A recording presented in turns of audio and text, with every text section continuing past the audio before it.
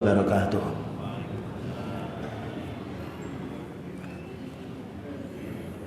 Innal hamdalillah nahmaduhu wa nasta'inuhu wa nastaghfiruh wa na'udzu billahi min shururi anfusina wa sayyiati a'malina. من يهده الله فلا مضل له ومن يضلل فلا هادي له. أشهد أن لا إله إلا الله وحده لا شريك له وأشهد أن محمدا عبده ورسوله. اللهم صل وسلم على نبينا محمد وعلى آله wa sahbihi ajma'in, amma ba'du. Ma'asyiral muslimin, jamaah salat asar yang dirahmati oleh Allah Ta'ala, kita bersyukur pada waktu ini kita bisa menjalankan salat asar berjamaah, karena waktu ini pada saat malaikat penjaga amal kita siang hari sedang melaporkan amal kita kepada Allah. Dan beliau senang sekali ketika amal ini dilaporkan di hadapan Allah dalam keadaan sholat. Dan termasuk dinamakan sholatul bardaini. Sholat di dua tempat, dua waktu yang dingin. Waktunya dingin waktu siang, yaitu asar. Waktunya dingin pada waktu malam, pada waktu mau subuh. Dan inilah kita perlu mengingat tentang keutamaan atau pahala. Kenapa kaum muslimin kita mesti akan mati? Dan mati ini tidak ada yang kita bawa kecuali amal. Semua dunia kita akan meninggalkan kita. Dunia yang kita miliki tidak bisa kita nikmati semuanya, hanya sedikit. Maka mati pun tidak akan ada orang mati, orang kaya dikubur dengan kekayaannya. Tapi orang itu dikubur dengan amal. Sedangkan amal ada dua, ada amal yang baik dan ada amal yang jelek. Dan amal yang baik inilah yang akan mengantarkan kita menjadi sebab kebahagiaan kita di alam barzakhnya nanti, lebih daripada itu di alam akhiratnya. Insya Allah kalau kita beribadah, berfikir tentang kenikmatan di akhirat, tidak akan jemu dan tidak akan malas. Sebagaimana pengusaha ketika tahu keuntungannya punya pabrik satu, ingin membuat pabrik dua, ingin buat pabrik tiga, karena keuntungan dunia. Padahal keuntungan dunia kita rasakan hanya sedikit, tapi keuntungan akhirat semuanya untuk orang beramal. Tidak ada orang mencuri amal, mencuri pahala, tidak ada. Apalagi mau pinjam utang, pahala tidak ada, karena amal harus dikerjakan oleh orang yang bersangkutan. Dengan dasar ayat man amila sholihan fali nafsi, maka orang beramal soleh itu untuk dirinya. Tidak bisa istri kita meminta, keluarga kita minta. Satu contoh, anak kita mondok hafal Quran, orang tua kalau nggak menghafal tidak bisa. Paling pun hanya dapat pahala karena sebab menyekolahkannya. Tapi untuk mencapai ilmu yang diperoleh oleh anak kita tidak bisa kalau kita tidak menuntut ilmu. Keistimewaan ilmu dan amal. Baik, kita lanjutkan pembahasan siang tadi, membahas masalah tentang riya. Ya, kemarin lusa dulu, kemudian tadi dibahas beramal untuk mencari dunia. Nah, sekarang pembahasan kita kalau dalam kitab di sini bab syirik, tetapi pembahasan nomor 3. Kita bergantung hanya dengan sebab. Nah, bergantung hanya dengan usaha, ini boleh apa tidak? Karena bergantung ini amalan hati. Ya. Jadi bergantung dengan usaha ini boleh apa tidak? Karena setiap amal kita, satu kalimat yang kita bicarakan ada hukuman, ada penilaian. Nah, kita bahas dulu di sini sebagaimana dijelaskan oleh Syekh Abdullah bin Abdurrahman bin Abdul Aziz Al-Jabrin rahimahullah taala, al-misalus salis min amsilatis syirkil asghar. Termasuk contoh yang nomor 3, bagian daripada syirik kecil. Syirik itu bahaya, walaupun kecil itu bahaya, karena menyamakan Allah dengan makhluknya. Fil a'malil qalbiyah, amalan hati, yaitu al-i'timad 'alal asbab, bersandar hanya kepada sebab, hanya pada usaha. Baik, kita jelaskan dulu apa sih namanya sebab ini. Al-asbabu fil istilah. Sebab ini kalau kita bahas menurut makna yang sebenarnya, al-umur allati yaf'aluhal insanu, usaha yang dilakukan oleh manusia, liyahsula lahu ma yuridu min matlub, untuk meraih keuntungan, aw yantafi'u anhu ma yakshahu min marhubin, atau untuk menolak bahaya, baik untuk urusan dunianya, fit dunya au fil akhirah, atau di akhirat. Jadi kalau kita simpulkan, upaya manusia, usaha manusia untuk memperoleh keuntungan atau untuk menolak bahaya. Dan ini namanya sebab. Padahal yang menolak bahaya itu Allah. Yang mendatangkan keuntungan untuk kita Allah. Satu contoh, bukankah orang sakit ingin sembuh?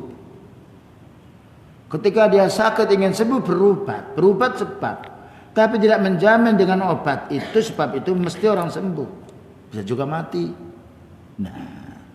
Nah, disinilah perlunya kita, yaitu meneliti bagaimana jangan sampai kita bergantung hanya kepada sebab. Sebab itu usaha kita, yang menjadikan sebab Allah, al-musabbib Allah. Jadi kita bergantung kepada Allah. Ya Allah, aku salat, aku masukkan dalam surgamu ya Allah. Ya Allah, saya mau mencari rezeki, ya Allah berilah rezeki. Nah, kalau hanya bergantung kepada sebab, itu namanya qadari. Qadariyun itu kelompok yang dia meyakini Allah tidak tahu hambanya. Allah Ta'ala tidak menakdirkan hambanya. Allah Ta'ala tidak membuat pekerjaan hamba, sehingga manusia yang punya potensi, manusia yang punya hak untuk menentukan dirinya, itu salah. Kalau manusia yang punya hak untuk menentukan dirinya, tidak ada manusia ingin mati, tapi mati. Tidak ada orang usaha ingin rugi, tapi rugi. Ini menunjukkan penentu bukan usaha kita, tetapi penentu tentang keselamatan dan juga bala hanya Allah. Jadi kita dianjurkan berusaha, tapi hati kita tetap mohon kepada Allah. Bukankah Allah telah berfirman, iyyaka na'budu, itu usaha kita, wa iyyaka nasta'in, kepadamu ya Allah kami minta pertolongan, itu hati kita. Jadi kita berikhtiar sambil tawakal kepada Allah. Ya. Nah, kalau kita berikhtiar bertawakal kepada Allah Ta'ala, berhasilnya karena Allah yang memberi, bukan kita. Tapi kalau kita berikhtiar belum berhasil, tetap mendapatkan pahala, menunjukkan kebesaran kekuasaan Allah.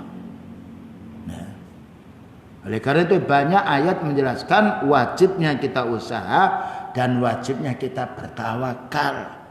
Maka Allah berfirman, wa tawakkal 'alal hayyil ladzi la yamut. Bertawakallah kamu kepada zat yang hidup yang tidak akan mati, yaitu Allah. Jadi keberhasilan itu bukan di tangan kita, bukan orang tua, bukan orang punya kedudukan. Keberhasilan itu dari Allah. Karena semuanya, tidak ada orang yang miskin, tapi ternyata orang miskin banyak. Banyak orang dihasut supaya dia menjadi miskin tetap kaya. Tidak akan sakit tetap sehat. Nah, jadi la haula wala quwata illa billah. Tidak ada daya dan kekuatan kecuali Allah. Dan Allah berfirman, wa ma tasyauna, kamu tidak mungkin bisa berkehendak illa ayyasha Allah, kecuali apabila Allah menghendaki. Ini tauhid ini. Kalau kita bertauhid berhasil, bersyukur kepada Allah, bukan membanggakan diri. Gini karena saya, tidak boleh.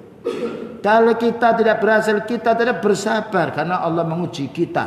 Orang mukmin itu kena musibah, mendapatkan kenikmatan tetap baik. Lain dengan orang kufar. Nah, kita bahas di sini. Famin asbabi min umurid dunya, di antara sebab-sebab dalam urusan dunia. Sebab itu ada dua. Sebab untuk urusan dunia, sebab untuk urusan akhirat. Al-bai'u wasyira, seperti jual beli. Orang jual beli kan ingin keuntungan. Kadang-kadang hanya berpikir kalau saya jual ini mesti untung sekian. Kalau saya membuka lahan ini saya mesti untung sekian. Hanya bergantung dengan usaha ini tidak boleh. Ya Allah, aku berikhtiar ini, mudahkan urusanku ya Allah. Nah, baru. Ma asaba min musibatin fa min Allah. Yang menimpa kepada dirimu itu semuanya dari Allah. Wa may yu'min, ada kelanjutan ayat. Wa may yu'min billahi yahdi qalbah. Siapa yang mengimani keuntungan dari Allah, kerugian dari Allah, maka orang itu mendapatkan petunjuk hatinya. Itu disebutkan dalam surat Taghabun. Awil amal fi wadhifatin, atau dia beramal sebagai pegawai. Jangan sampai kita ini kalau sudah menjadi pegawai mesti dapat rezeki, sudah seolah-olah nggak ada hubungan lagi dengan Allah, ini keliru. Bukankah banyak orang di PHK? Liyahsula 'alal mal, agar dia mendapatkan harta. Boleh kita menjadi pegawai. Boleh kita bekerja sebagai petani, pedagang, tapi jangan sampai ketergantungan kita dengan usaha kita saja. Berapa banyak dagang bangkrut? Padahal sudah diusahakan, tidak ada orang berniaga berusaha ingin bangkrut, tapi Allah menjadikan dan banyak pindah dari tempat. Nah, ini menunjukkan kita orang mukmin yang meyakini Allah, jangan pisah dari hubungan kita dengan Allah. Wa minha, di antara contoh lagi sebab-sebab urusan dunia, ayyastasfa'a bidijahin, minta bantuan kepada orang yang memiliki kedudukan indas sultani, ya, ketika dia mencari pekerjaan di pemerintahan, liyaslima min uqubatin dunyawiyah, supaya selamat dari akibat dunia, supaya tidak miskin, supaya tidak terlantar. Boleh kita mengajukan permohonan pekerjaan, tak jadi PNS atau yang lain. Tapi jangan sampai hati kita, ini kalau si fulan ini yang itu ini orang yang akrab dengan saya mesti akan diangkat. Tidak boleh.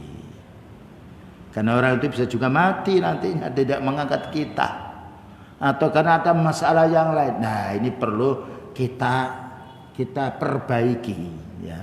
Hati ini memang jutaan maksudnya, amalnya. Awliyat fa'an wudulman, atau datang kepada orang-orang yang kuat agar dia selamat dari orang yang menzalimi. Ini bukan berarti tidak boleh, tapi agar selamat dari menzalimi tanpa hubungan hati kita kepada Allah, ini satu kesalahan. Menjadikan orang kuat itu kedudukannya seperti Allah, lah ini syirik ini. Auli taksula lahu manfaatan dunyawiyatan, atau supaya minta bantuan si fulan supaya dia bisa memperoleh yaitu satu keuntungan tertentu. Bergantungnya kepada si fulan saja ini salah, karena yang wajib di kita yaitu menyampaikan semua permasalahan kita hanya Allah. Allahus samad, maknanya Allah, kita ini bergantung kepadanya. Qul huwallahu ahad, katakan Allah Ta'ala satu, Allahus samad. Hanya Allah yang digantungi, yang dibutuhkan oleh semua makhluk ini.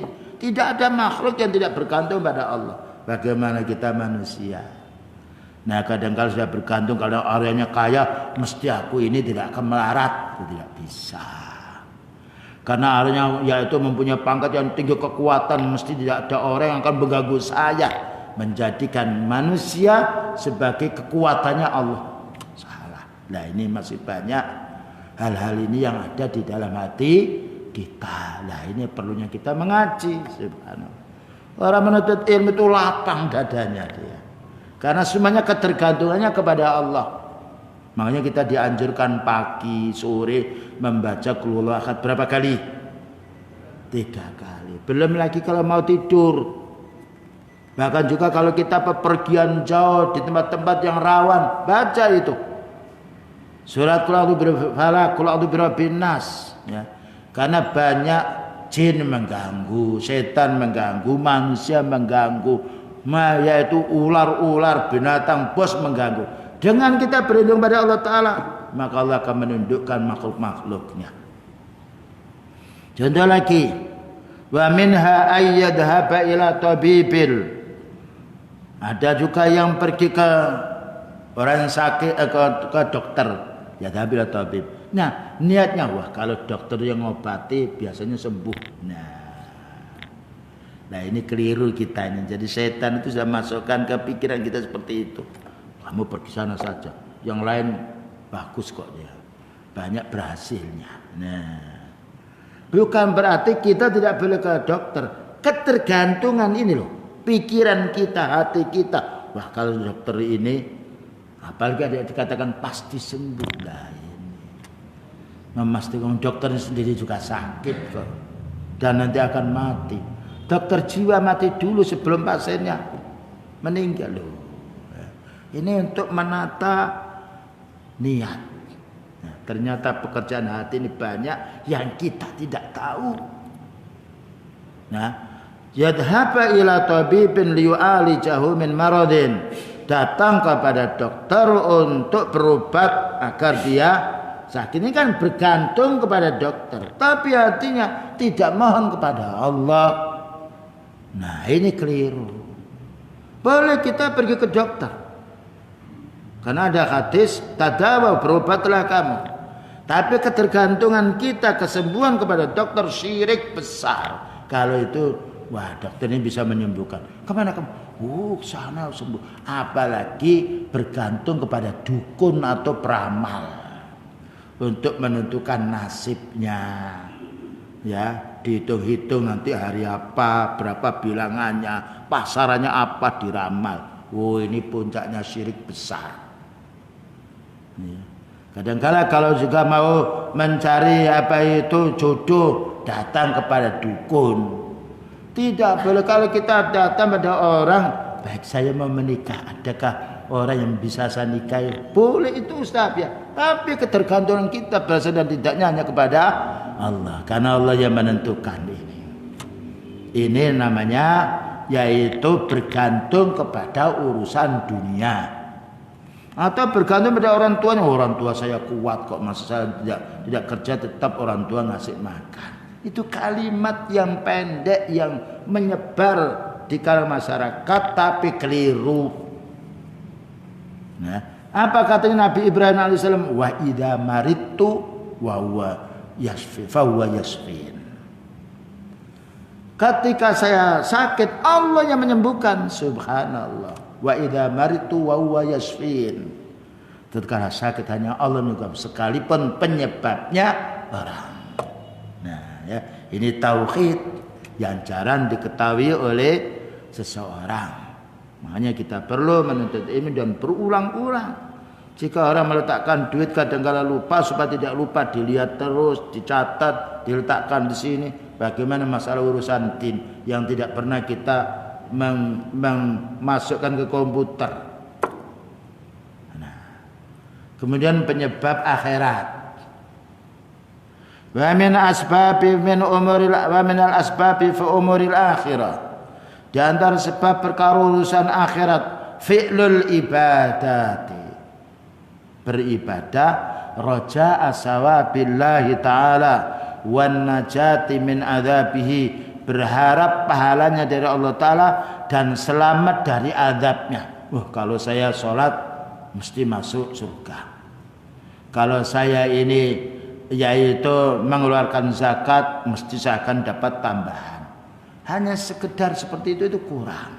Kita sholat itu pekerjaan kita. Ya menerima sholat kita Allah. Makanya fasolli li rabbika. Salatlah karena Rabbmu. Jadi harus ada keinginan. Ya Allah, aku menjalankan salat karena ini adalah perintah-Mu. Terimalah salatku ya Allah.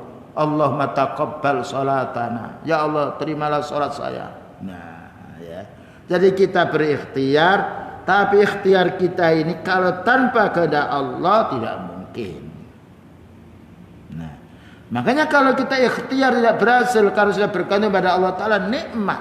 Wah, memang Allah Ta'ala mendaki seperti ini. Barangkali ini paling banyak untuk saya. Nah, karena Allah Ta'ala mendaki hamba yang mukmin mesti baik semuanya. Bukankah beliau sakit? Rasulullah SAW diuji sakit, bahkan sakitnya 2 kali ganda. Ketika dipegang tangannya oleh sahabat wahai Nabi, sakitnya Rasulullah SAW 2 kali panasnya. Iya, karena Allah menggandakan pahalanya untuk saya.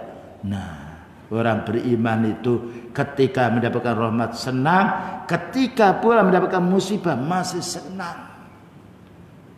Karena semua amalnya orang mukmin baik. Bahkan beliau itu sampai pernah 1 bulan tidak masak karena tidak ada dimakan.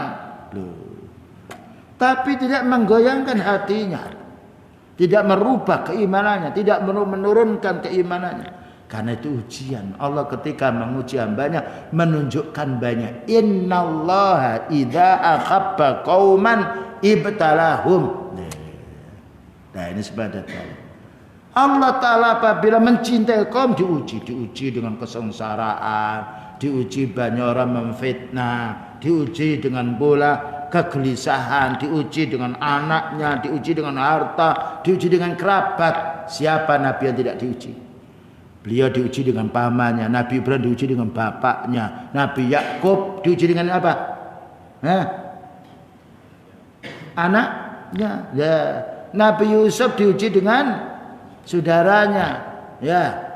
Nabi Nuh diuji dengan anak dan istrinya. Ya. Siti Asia diuji dengan apa? Suaminya. Semua ujian dan berat-berat ujian itu. Nah, kita ini ujian kita masih kecil. Makanya jangan putus asa. Nah, kita lanjutkan. Jadi kita beribadah, saya sholat mesti masuk surga, jangan begitu. Ya Allah, aku ini sholat, Engkau yang memasukkan surga, terimalah sholat saya. Ya Allah, gandakan amal saya. Nah, gitu.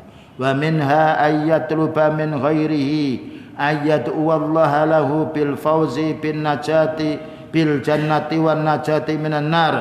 Ada lagi minta didoakan oleh orang lain supaya dia masuk surga dan supaya selamat dari neraka. Dan berkata, doakan saya ya supaya masuk surga. Doakan saya supaya selamat dari neraka. Ini boleh. Tapi kalau kita hanya bergantung kepada orang mendoakan, keliru. Karena orang berdoa itu sendiri juga butuh kepada siapa? Allah. Bayangkan kalau kita dititipi oleh orang 1000. Ya, ketika mau umrah atau haji titip doakan ya. Satu lagi orang 100 yang titip doa. Kira-kira bisa mendoakan masing-masing? Enggak mungkin gitu. Kita itu butuh doa sendiri. Maka paling banyak kita itu berdoa sendiri. Makanya sholat tidak mewakilkan kepada orang, kita berdoa. Masuk WC, Pak, Bapak yang doa ya saya mau masuk WC. Enggak. Mau makan, yang bismillah ya kita. Baca bismillah dulu saya mau makan. Jadi doa itu kebutuhan kita melebihi daripada kebutuhan makan dan minum. Coba bayangkan kalau kita bergantung kepada orang ngasih makan, lapar kita. Tapi kita mencari rezeki, kita makan. Jika orang makan banyak, yaitu berusaha untuk dirinya, tidak bergantung dikasih oleh orang. Bagaimana berdoa itu pokoknya ibadah. Ad-du'a'u huwal ibadah. Doa itu puncaknya ibadah. Nah, bagaimana kita berdoa sendiri? Karena setiap saat kita berdoa.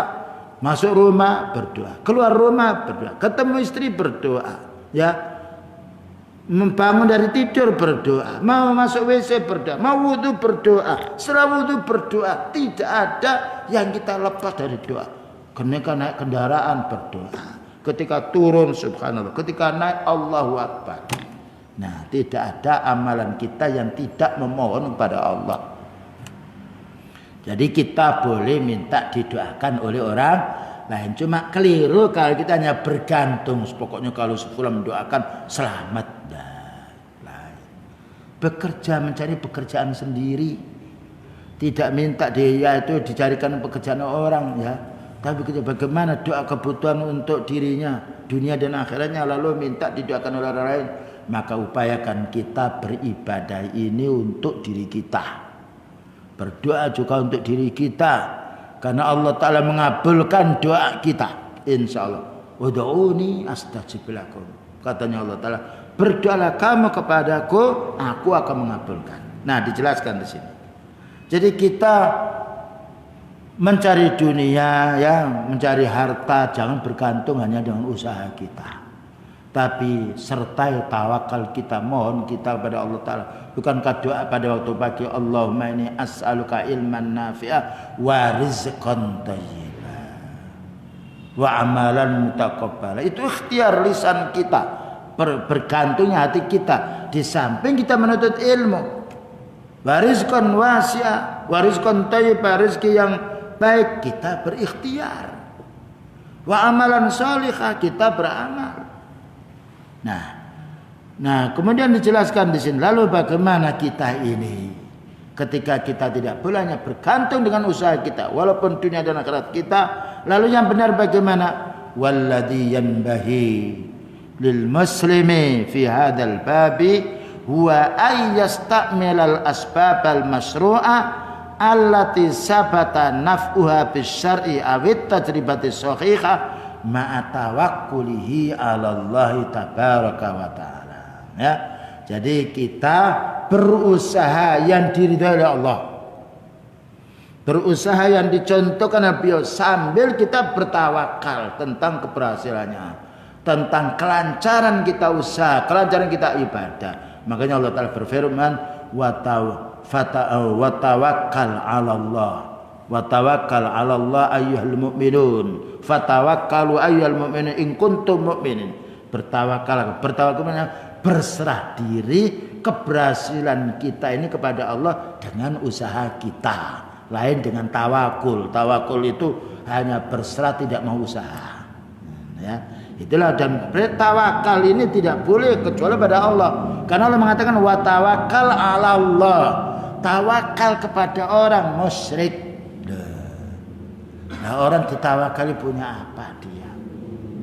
Tapi kalau kita sifatnya gotong royong, minta bantuan kepada manusia yang mampu, tolong nih sepeda saya perbaiki karena dia bengkel, boleh, itu ta'awun. Karena tawakal menyerahkan keseluruhannya kepada yang bisa menolong kita, itu hanya pada Allah. Nah, hasbiyah Allah, hanya Allah mencukupi, tidak boleh hasbiyah bapakku, tidak boleh, hasbiyah pamanku, tidak boleh. Ya. Wa tawakkal 'alal hayyil ladzi la yamut, katanya Allah Ta'ala, bertawakallah kamu kepada yang hidup yang tidak akan mati, hanya Allah.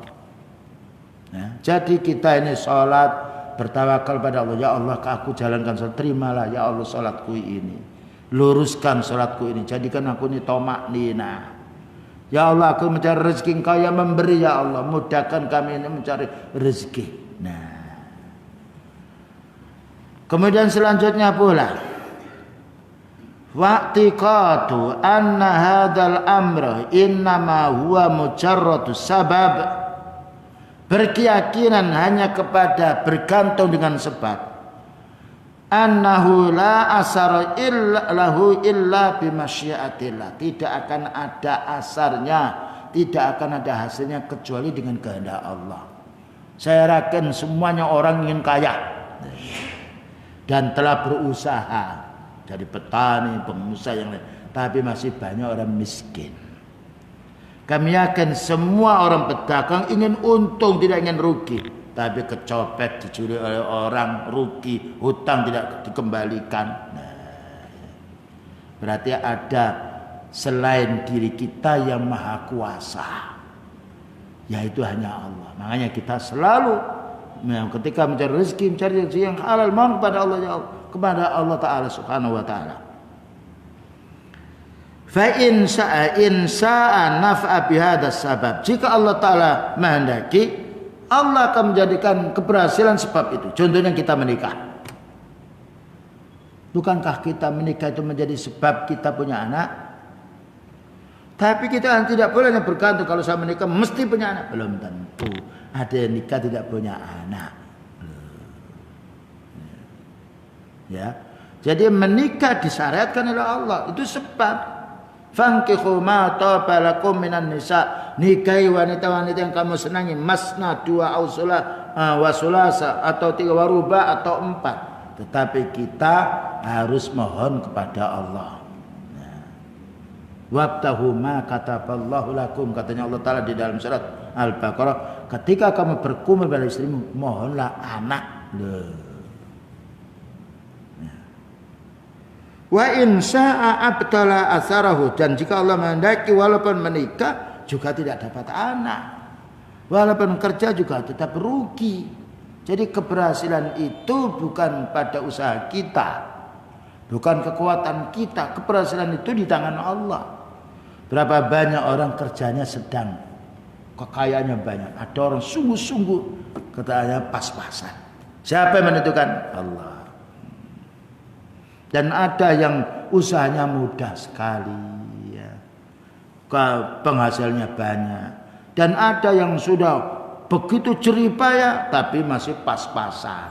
Itu menunjukkan Allah yang menentukan kita. Selanjutnya, amma inha, sekarang kapan jatuh kepada syirik? Amma ini tamata al insanu ala sababi, jika orang itu hanya bergantung kepada sebab, faqad waqa'a fi syirki, berarti dia jatuh kepada kesyirikan. Pokoknya kalau saya nanti yaitu diangkat menjadi pegawai, mesti saya nanti dapat rezeki. Itu jatuh syirik. Kenapa? Bergantung bukan pada Allah.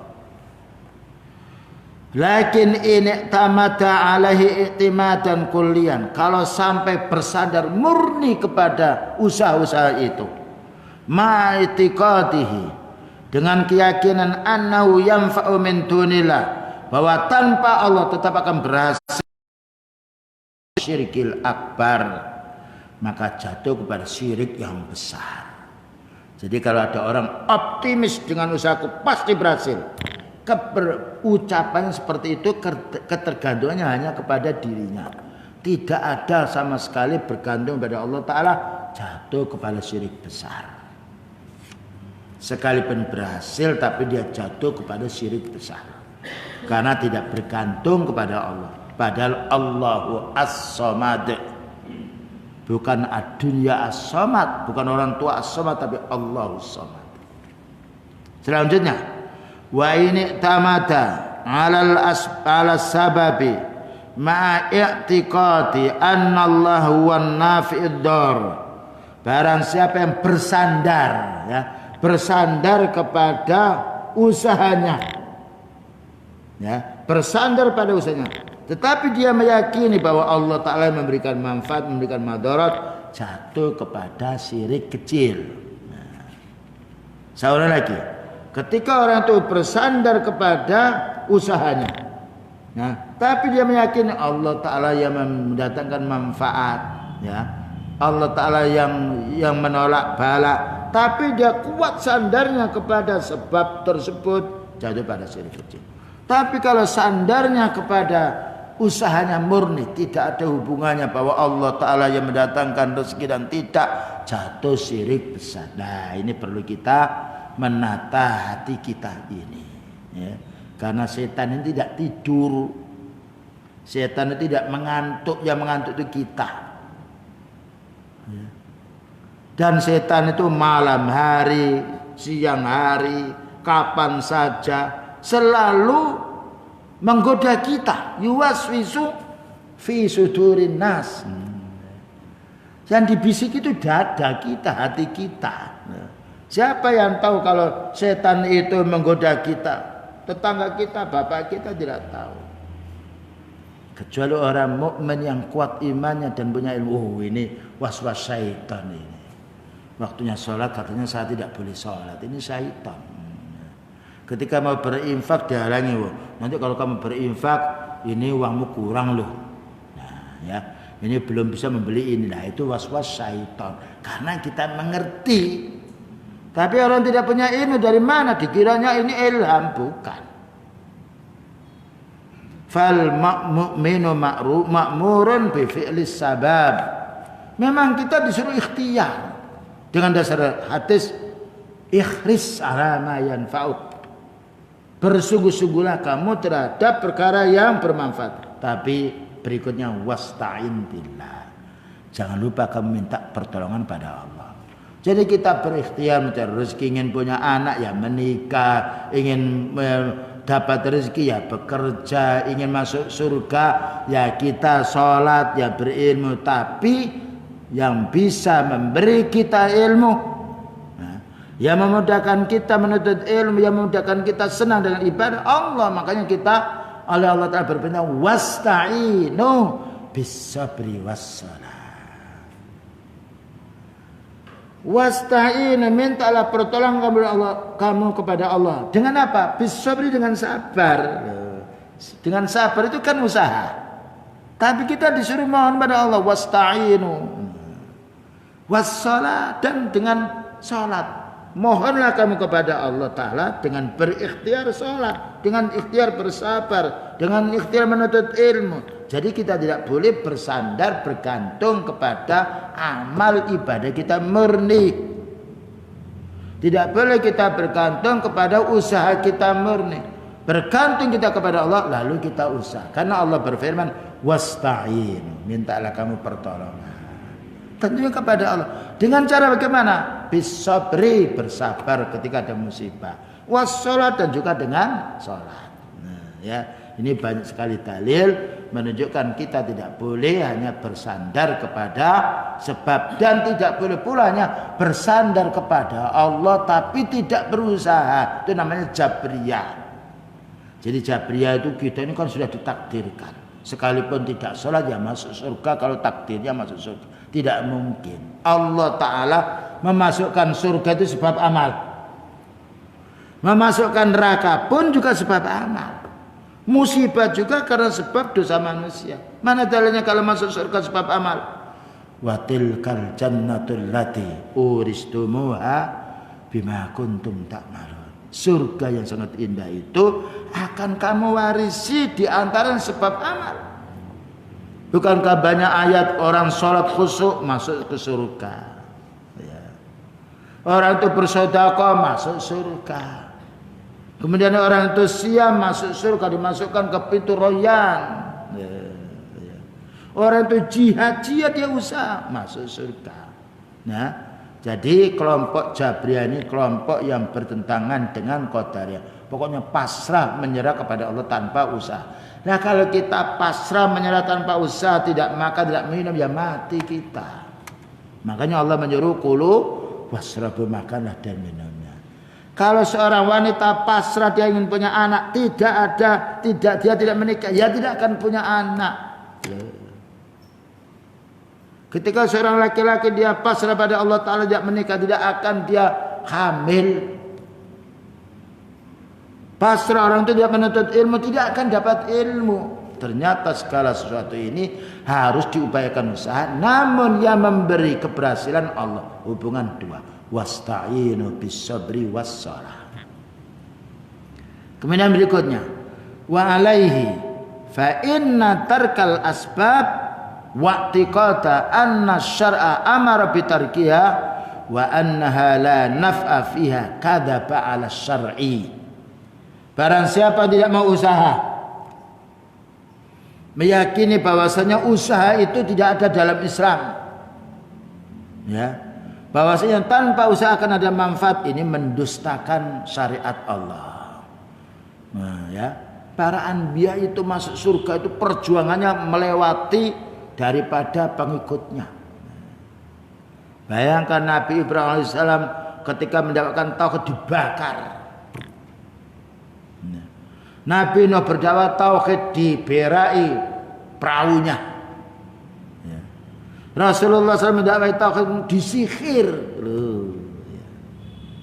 Jadi kita harus berusaha. Tapi kalau kita berjuang terus melawan, ya, karena khutuwat syaitan ini Allah akan menunjukkan jalannya. Keberhasilan itu setelah berjuang. setelah penderitaan. Tidak ada orang kaya langsung kaya, kecuali 1-2 orang kaya, anaknya miskin, bapaknya kaya, nah, baru dia dapat. Tapi umumnya orang itu dia berhasil usahanya setelah sengsara, dengan dasar ayat inna ma'al usri yusra. Setelah kesulitan ada kemudahan. Keberhasilan dakwah Rasulullah sallallahu alaihi wasallam di kota Mekah diusir dulu. Sholat dilempar dengan kotoran. Disuruh oleh Allah Ta'ala hijrah. Ketika hijrah di kota Madinah, maka Allah menyerahkan kota Mekah sehingga menjadi pusat sentralnya, markasnya kaum muslimin. Sampai hari kiamat insya Allah perjuangan. Asalnya Mekah itu tempat patung-patung yang disembah oleh mereka. Allah wal Uzza wal Manat. Tapi dengan berdakwah, dengan kesabaran, wa in tasbiru wa tattaqu la yadurrukum kaiduhum syai'a. Katanya Allah Ta'ala, kalau kamu mau bersabar, disuruh bersabar karena mesti ada musibah. Wa tattaqu, dan tetap bertakwa, disuruh kita berusaha karena Allah Ta'ala memberi keberhasilan dengan usaha. La yadurrukum kaiduhum syai'a. Semua tipu daya mereka tidak akan bisa memadorkan dirimu. Kunci dua. Sabar, nggak perlu cari duit, tidak perlu memiliki duit yang banyak. Takwa tidak harus orang kaya, orang sehat. Orang miskin bisa takwa, bersabar juga bisa. Subhanallah. Tapi keuntungannya melebihi orang yang kuat, melebihi orang kaya. Karena bersabar, orang sakit bisa bersabar, orang miskin bisa bersabar, orang kurus bisa bersabar. Takwa melaksanakan perintah. Orang sakit tidak bisa sholat berdiri, duduk tidak bisa duduk, boleh berbaring. Tapi kalau kita melamar pekerjaan di perusahaan dengan berbaring, tidak bisa duduk, pasti ditolak. Karena orang kerja lebih sengsara daripada orang ibadah. Ya, kalau kita tidak bisa berdiri, bisa duduk, tidak bisa kerja. Tapi kalau kita tidak bisa berdiri, bisa duduk, bisa berbaring, bisa sholat. Kan indah. Ibadah itu ad-dinu yusrun. Din itu mudah, tetapi manusia kenapa malas? Karena kenikmatan ibadah ini tidak bisa dilihat untuk akhiratnya, itu di dunia. Kalau bisa dilihatnya ini loh, orang beribadah akan dapat bidadari diperlihatkan, dan mesti orang akan meninggalkan banyak urusan dunia karena teringat dengan urusan-urusan akhirat yang begitu nikmatnya. Tapi memang sengaja kenikmatan akhirat ini digaibkan oleh Allah Ta'ala, disembunyikan untuk menguji kita iman apa tidak kita ini. Nah, selanjutnya pula wa mukhalafatu lima amarallahu bihi wa ajma'a alil ummah. Barang siapa yang tidak mau berusaha, maka itu menyelisih Al-Quran dan Sunnah, menyelisih oleh dan juga ditolak oleh sekian banyak orang punya ilmu. Yang nomor 2, walihada qala ahlul ilmi al-iltifat ilal asbab, maka mereka bersandar kepada sebab, bersandar pada sebab, bersandar pada usaha. Tarkun fit tauhid, berarti dia syirkun fit tauhid, berarti dia menyekutukan Allah. Mestinya kita bersandar pada Allah. Kok bersandar kepada sebab? Berarti menyamakan sebab dengan Allah. 1. Wa makhwul asbabi, orang yang sifatnya meniadakan sebab. Tadi bersandar dengan sebab. Orang bersandar dengan sebab saja, tidak mau kepada Allah Ta'ala, berarti dia menyekutukan Allah dengan benda itu. Sekarang yang nomor 2, wa makhwul asbab, tidak mau berusaha. Antakuna sababan, padahal itu mesti harus diusahakan. Naksun fil akli, orang itu kurang akalnya. Bayangkan kita dikasih akal, waktu lapar ada fitur untuk makan minum. Bayangkan hewan itu.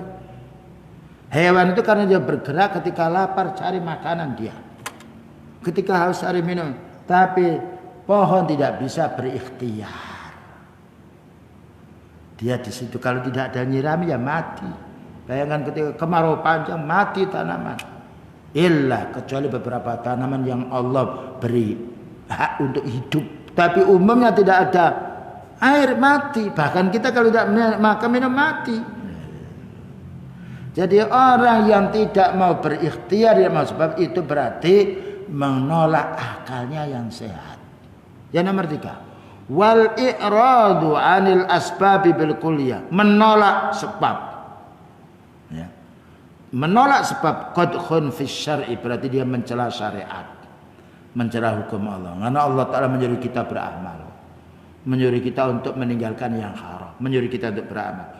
Wa innama atawakkulu warraja, tetapi orang yang ketika dia mau bertawakal dan berharap kepada Allah Ta'ala, makna yata'allafu min wujubit tauhid, inilah yang menjadi terjalinnya tauhid, ya. Jadi kita tawakal kepada Allah, berharap kepada Allah Ta'ala dengan ikhtiar kita. Ini orang yang mendapatkan pahala hatinya, mendapatkan pahala usahanya. Yang terakhir, wa minasyirki fil asbab, termasuk syirik di dalam sebab, ayyaj'ala ma laisa bisababin sababan, menjadikan sebab yang bukan sebab. Contohnya apa? Ada orang mengusap-usap pundaknya orang, wah, supaya saya ketularan ilmunya. Saya mau mengambil atau bekas minumnya. Ada orang ketika dia masuk banyak, diundang orang alim. Nah, padahal orang alim butuhnya sedikit. Supaya apa? Sisanya direbut oleh orang banyak. Biar ketularan, biar mendapatkan warisan ilmu. Ya tidak bisa. Ilmu itu diperoleh dengan belajar. Ya, kenyang itu diperoleh dengan makan. Segar itu diperoleh dengan minum. Nah, ini namanya menjadikan sebab, tapi seperti orang bergantung pada azimat. Azimat itu kertas yang ditulis-tulisi. Lebih mulia mana orang yang membuat azimat atau azimatnya, saya tanya? Lebih kuat mana orang membuat azimat apa azimatnya? Orangnya. Kalau azimatnya disobek nggak marah, kalau orangnya, jangankan disobek, diginikan aja sudah marah dia. Nah, ini namanya menjadikan sebab yang bukan sebab. Ada orang dia gila, ditanya nomor berapa yang keluar, lain. Iya, yang sehat saja tidak tahu gimana yang gila. Ada lagi tanya kepada dukun beramal nomor berapa. Kalau dukun itu tahu, mestinya nggak usah diberitakan orang-orang. Dia saja ngambil semuanya biar kaya sendiri. Ternyata paling miskinnya orang. Nah, ini kita harus menggunakan akal kita. Baik, begitulah kaum muslimin wal muslimat yang dapat kita sampaikan. Nanti insya Allah malam setelah sholat maghrib akan kita lanjutkan pembahasan dulu bagaimana muamalah kita dengan orang kufar. Karena kita hidup bukan hanya menjumpai orang mukmin saja, menjumpai orang kafir. Padahal kita hidup tidak mungkin akan memisahkan diri. Nah, insya Allah akan dibahas kelanjutan dari waktu yang lalu. Dan muamalah kita dengan orang kufar, supaya kita ini semua gerak-gerik kita, bicara kita, duduk berdiri kita selalu dalam catatan mendapatkan pahala dari Allah Subhanahu wa taala. Tidak ada pertanyaan? Oh iya. Saya tadi membaca satu hadis Ustaz dari Abu Hurairah bahwa Allah mempunyai nama dan sifat 99. Dan barang siapa yang menghafalnya maka baginya surga. Maksudnya gimana? Allah Ta'ala namanya bukan hanya 99, bukan hanya 99. Di antara namanya 99. Barang siapa yang menghafalnya, menghafal itu ada dua makna. Menghafal dengan lisannya, menghafal memahami maknanya, menghafal dengan melaksanakan kandungan dari Asmaul Husna dan masuk surga. Kalau menghafal saja nggak perlu kita sholat. Seperti Al-Wahhab, Allah Maha Pemberi. Berarti kalau kita minta kepada siapa?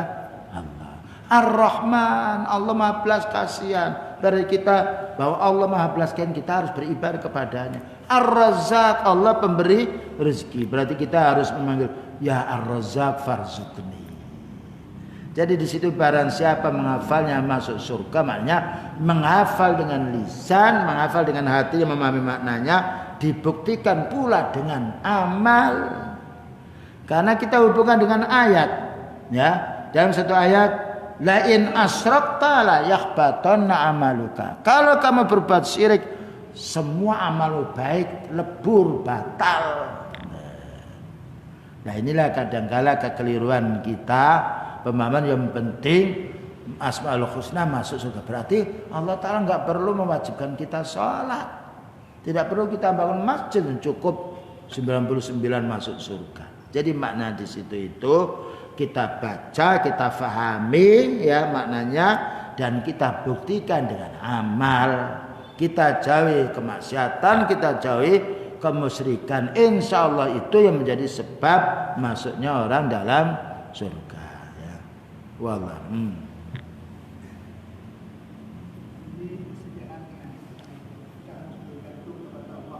Betul.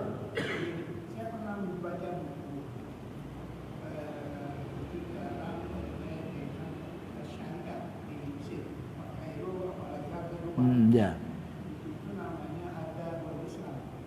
Adabul Islam.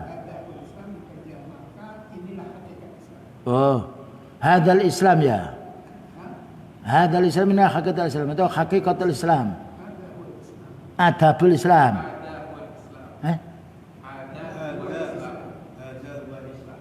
Oh, hadza huwal Islam, inilah Islam ya, terus. Itu di dalam bab Islam dan pemikiran itu ada hadis qudsi. Saya nggak tahu benar apa enggak. Hadis itu bunyinya begini, mungkin sejalan dengan penjelasan Ustaz. Bahwa yang pertama diciptakan Allah itu akal. Kemudian Akal. Nah, itu bunyinya gitu Ustaz. Oh ya. Kemudian Allah memerintahkan menghadap, akal itu menghadap, kemudian suruh belakang belakang, kemudian Allah bersabda, dengan kamu saya memberi, dengan kamu saya memberi, dengan kamu saya memberikan pahala, dengan kamu saya memberikan dosa. Saya berpikir begini, logisnya, kalau satu usaha sedang ditempuh, mestinya dia ke barat kalau dia berhasil, tapi akalnya memutuskan ke kiri, ke timur, nggak ketemu, nggak ada rezekinya di situ. Apa hadis qudsi itu kira-kira Ustaz? Kalau saya nggak percaya kalau itu hadis qudsi, karena yang pertama kali Allah ciptakan adalah arsy. Mungkin hubungannya dengan manusia. Nah iya, jadi Allah tidak menjadikan pertamanya akal, tidak. Mana dalilnya Allah menjadikan pertama akal? Bahkan kalau kita lihat innas sam'a wal basara wal fuada. Allah menjadikan orang itu ketika lahir mendengar dulu. Makanya ada suara. Yang nomor 2 baru dia bisa melihat. Yang nomor 3 baru berakal. Dan Allah Ta'ala tidak menghukum manusia ini kecuali sudah balik. Berarti akal itu belakangan. Allah menjadikan manusia dari mana dulu? Kemudian setelah itu ada waladzi khalaqakum min turabin summa min nutfatin summa min alaqatin summa yukhrijukum tifla summa litabluhu asuddakum summa litakunu suyukha. Allah menciptakan manusia itu awalnya dari tanah, kemudian dari air mani, kemudian dari satu gumpal darah, kemudian dari satu gumpal daging, kemudian keluar anak, kemudian menjadi pemuda, kemudian menjadi tua lalu mati. Itu rangkaian ayat dari surat Ghafir. Walladzi khalaqakum min turabin summa min nutfatin summa min alaqatin summa yukhrijukum tifla summa litabluhu asuddakum summa litakunu suyukha. Jadi tidak benar kalau yang dibuat itu akal dulu, karena kita tidak menjumpai hadis yang seperti semakna tadi, wallahu. Dan kalau makhluk yang lain Allah menciptakan adalah arsy dulu. Ya. Dan juga menciptakan al-qalam. Uktub. Nah. Maqadir kulli syai'. Makanya bolpen ditanya, "Madza aktubu ya Rabbi?" Uktub maqadir kulli syai', ditulis di lauh mahfuz. Itu yang ada hadisnya, amin. Wallahu a'lam bishawab.